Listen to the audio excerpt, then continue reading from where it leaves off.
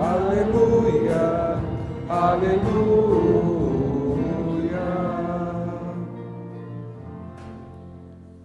O Senhor esteja convosco. Proclamação do Evangelho de Jesus Cristo segundo São Lucas.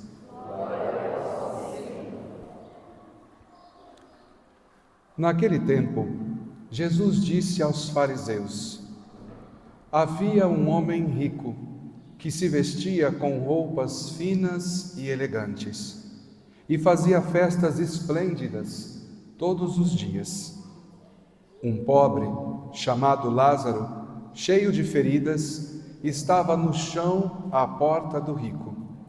Ele queria matar a fome com as sobras que caíam da mesa do rico. E além disso, vinham os cachorros lamber suas feridas. Quando o pobre morreu, os anjos levaram-no para junto de Abraão. Morreu também o rico e foi enterrado. Na região dos mortos, no meio dos tormentos, o rico levantou os olhos e viu de longe Abraão, com Lázaro ao seu lado. Então gritou: Pai Abraão, tem piedade de mim. Manda Lázaro molhar a ponta do dedo para me refrescar a língua, porque sofro muito nestas chamas. Mas Abraão respondeu: Filho, lembra-te que tu recebestes teus bens durante a vida, e Lázaro por sua vez os males. Agora, porém, ele encontra aqui consolo, e tu és atormentado. E além disso, há um grande abismo entre nós. Por mais que alguém desejasse, não poderia passar daqui para junto de vós, e nem daí poderiam atravessar até nós. O rico insistiu: Pai, eu te suplico, manda Lázaro à casa do meu pai, porque eu tenho 5 irmãos. Manda preveni-los, para que não venham também eles para este lugar de tormento. Mas Abraão respondeu: eles têm Moisés e os profetas, que os escutem. O rico insistiu: não, pai Abraão, mas se um dos mortos for até eles, certamente vão se converter.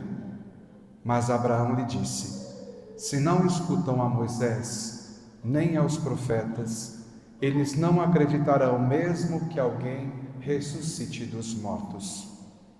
Palavra da salvação. Glória a vós, Senhor. Que as palavras do Santo Evangelho perdoem os nossos pecados. Ave Maria, cheia de graça, o Senhor é convosco. Bendita sois vós entre as mulheres, bendito é o fruto do vosso ventre, Jesus. Santa Maria, Mãe de Deus, rogai por nós, pecadores, agora e na hora de nossa morte. Amém. Queridos irmãos e irmãs, nós estamos quase concluindo o mês em que nos dedicamos à Palavra de Deus.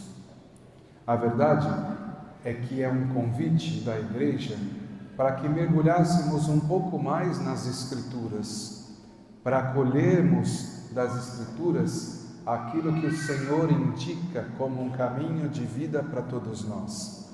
Aqui nós temos a Bíblia. Às vezes a Bíblia está do mesmo jeito lá na nossa casa. Fica parecendo um enfeite, quando na verdade ela precisa ser lida.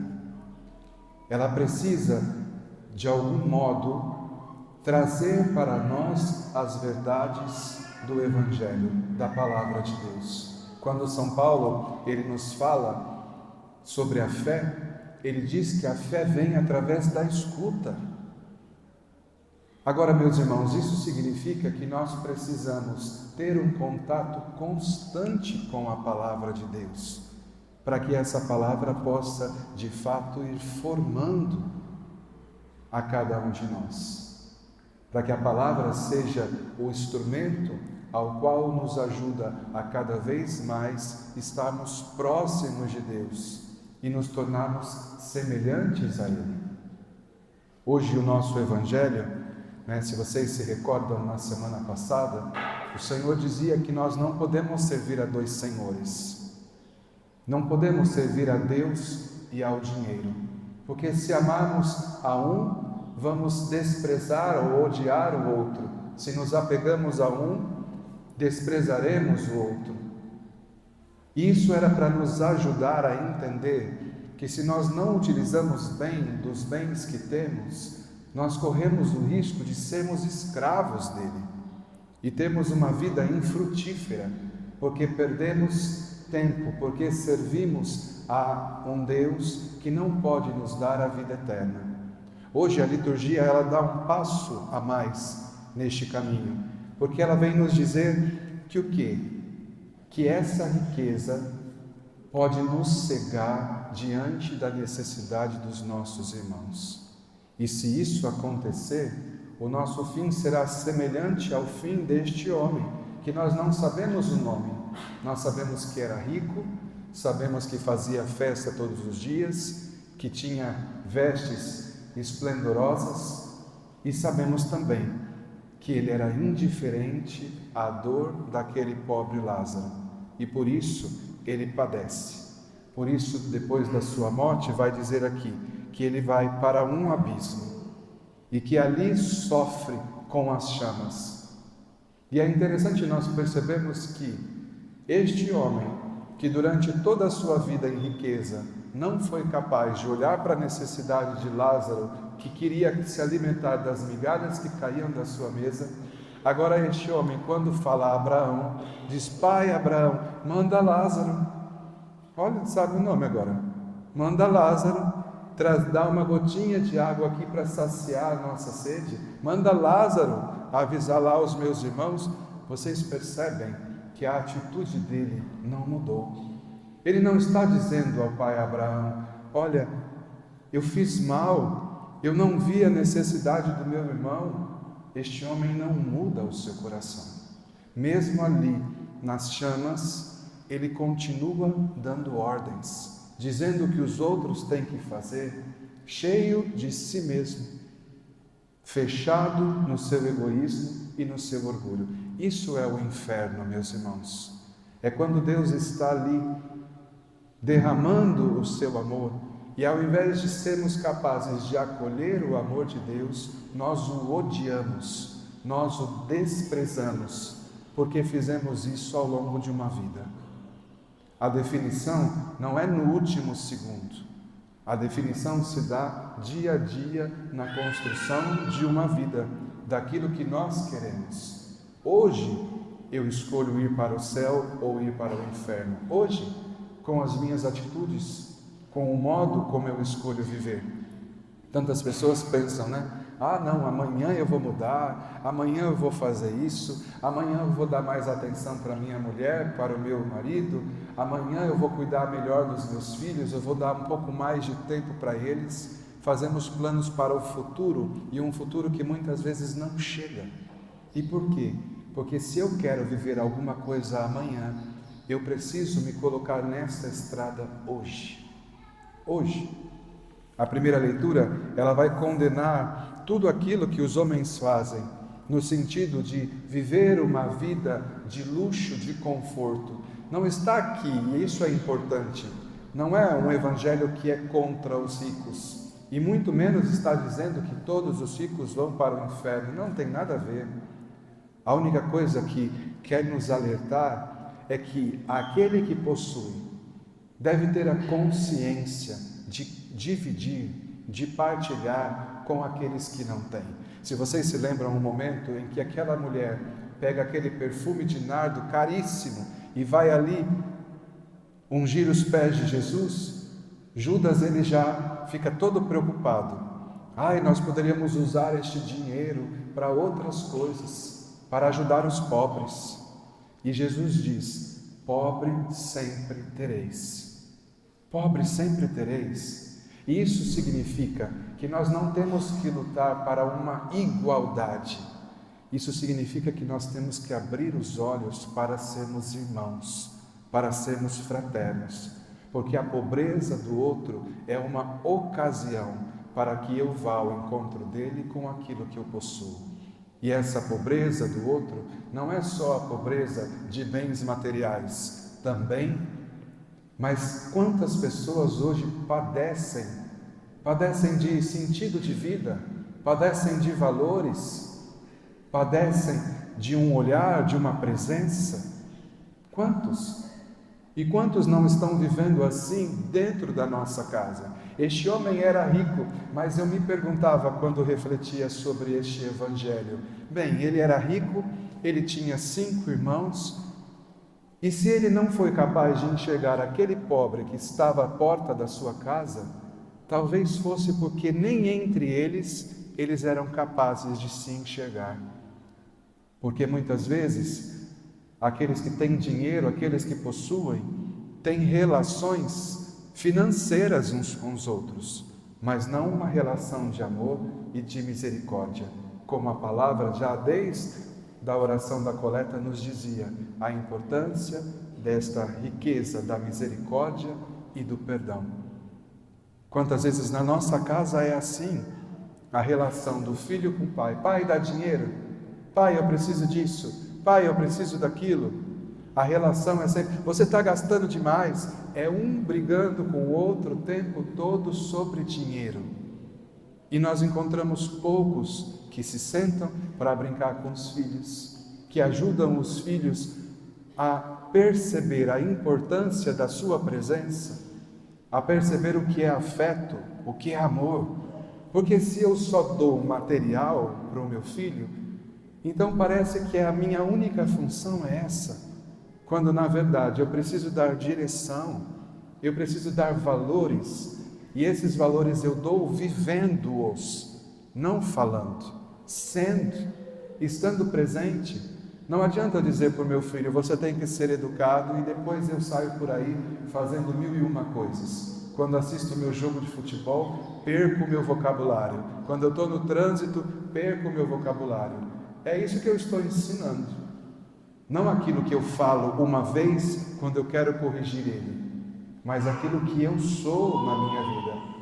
E é por isso a importância da palavra, porque a palavra ela vai nos forjando e nos ensinando a ser segundo a vontade de Deus. E quando nós vivemos a vontade de Deus, aqueles que estão ao nosso redor, eles também são alimentados desta mesma palavra, porque a palavra de Deus em mim produz vida, e o outro que está ao meu lado recebe desta vida verdadeira, que não vem de mim, mas vem da palavra de Deus, vem de Deus, do próprio Deus, que se faz palavra, que dá vida, que se encarna. E como nós ouvimos na antífona antes da aclamação, se faz pobre para nos enriquecer. Então a nossa riqueza não é dos bens materiais, a nossa riqueza é de podermos acolher Deus em nós. Então é para isso que nós precisamos voltar à nossa vida. E aí nós entendemos o que vai dizer São Paulo a Timóteo nesta segunda leitura. Tu que és um homem de Deus, e homem no sentido homem e mulher, foge das coisas perversas, procura a justiça, a piedade, a fé, o amor, a firmeza, a mansidão, combate o bom combate da fé, combate. E esse bom combate, meus irmãos, são todas as situações em que nós somos expostos. Eu preciso combater todas as situações como quem tem fé.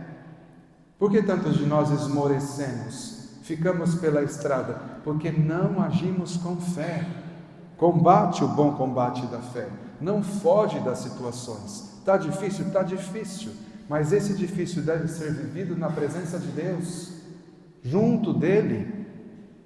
Quando a minha cruz pesa, eu olho para aquele que carregou a sua cruz e me uno a ele, e sei que é um tempo, e que este tempo ele há de passar, que as coisas elas vão mudar. Agora, o que acontece muitas vezes? Nós mergulhamos naquela situação e não em Deus. E aí o que vem?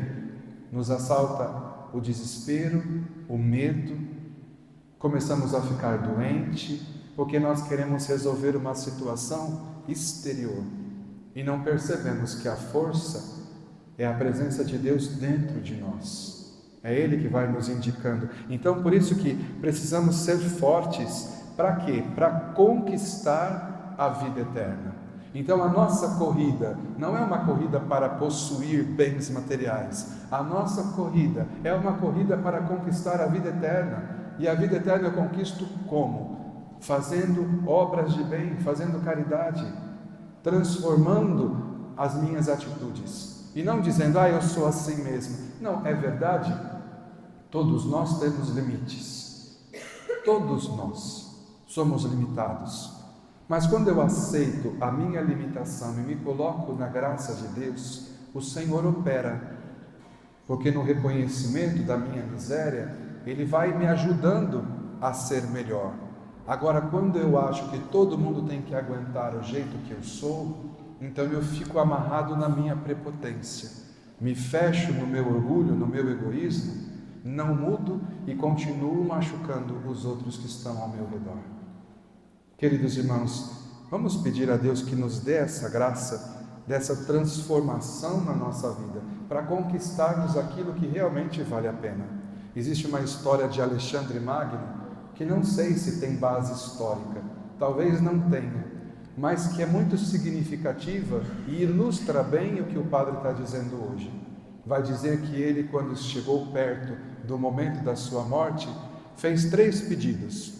O primeiro é que o seu caixão fosse carregado pelos médicos, para mostrar que o médico não tem poder sobre a morte.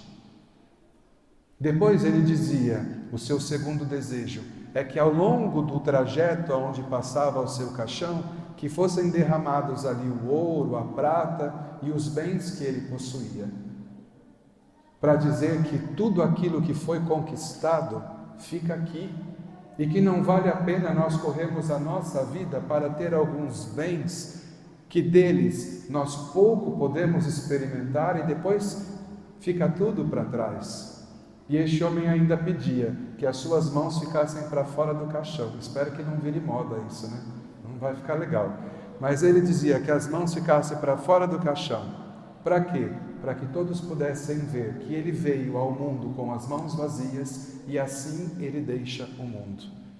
Não sei se essa história é verídica, mas isso nos ilustra aquilo que o padre está colocando aqui, que nós precisamos utilizar dos bens em prol dos nossos irmãos. É só para isso que serve o bem que eu tenho. Não é para gerar diferença, fazer divisão, mas o meu bem, o dom que eu recebi, seja ele material ou seja ele de outro gênero, espiritual, ou a minha capacidade, as minhas habilidades, ele só tem sentido se forem doados para os meus irmãos. Então, quando eu encontro um necessitado, é uma oportunidade de dar aquele que o outro merece por direito. Quem não merece um prato de comida?